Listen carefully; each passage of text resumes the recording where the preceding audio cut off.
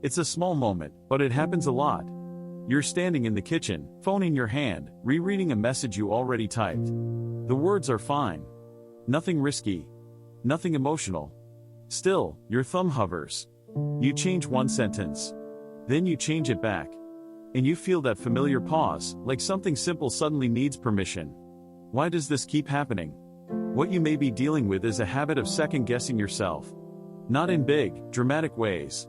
In quiet, everyday ones. In this video, we'll slow down and look at why it shows up so often, and what's really going on underneath it. Second-guessing is when your first answer doesn't feel solid enough to stand on its own.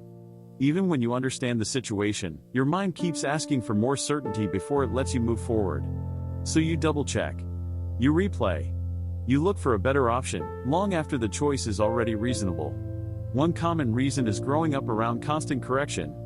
It doesn't have to be harsh or obvious. Sometimes it's small comments, subtle edits, or a feeling that someone else always knew the right way. Over time, you learn that your first instinct might be incomplete or off. So later, even when no one is watching, you hesitate, like rereading an email 3 times before sending it. Sometimes, it comes from carrying one past mistake longer than you realize. If there was a moment where you chose wrong and it mattered, your mind may keep that memory close as a warning. Even when the situation is different now, your body reacts as if the same outcome is waiting. So you over-prepare for things you already understand, and still walk away unsure.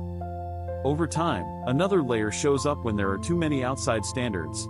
Work culture, social media, and constant comparison can make it seem like everyone else decides faster and with more confidence. When you compare your inside experience to someone else's polished outside, your pace starts to feel wrong. So a choice that used to take minutes stretches into an hour, not because you're incapable, but because you're measuring yourself against a moving target. Here's what this can look like in real life. It's late, around 11:30, and you're on the couch, scrolling through your phone.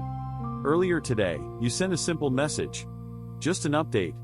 Nothing emotional. No one reacted badly. No one pushed back. Still, you open the conversation again. You reread every line. Your chest feels slightly tight, like you missed something you can't name. You start thinking, maybe that sounded short. Maybe I explained too much. Maybe I should have used a different word. You imagine how it might have landed. You picture alternate versions. If you've been there, you're not strange. You might know someone who lives like this. This is what second-guessing can look like when it's quiet. It doesn't shout. It just keeps asking for safety in places that already passed. When this pattern shows up, the question in your head is often, what if I'm wrong? And that question can feel heavy because it has no clear answer. One gentle shift is to change the question slightly. Instead of asking what could go wrong, you might ask, what am I basing this on? Then answer with 2 simple facts. Not explanations. Not justifications. Just facts. Something like, I read it carefully, or I had enough information at the time. This works because it moves your attention from vague worry to something real and grounded. It doesn't erase doubt. It just lowers the volume enough to take the next step.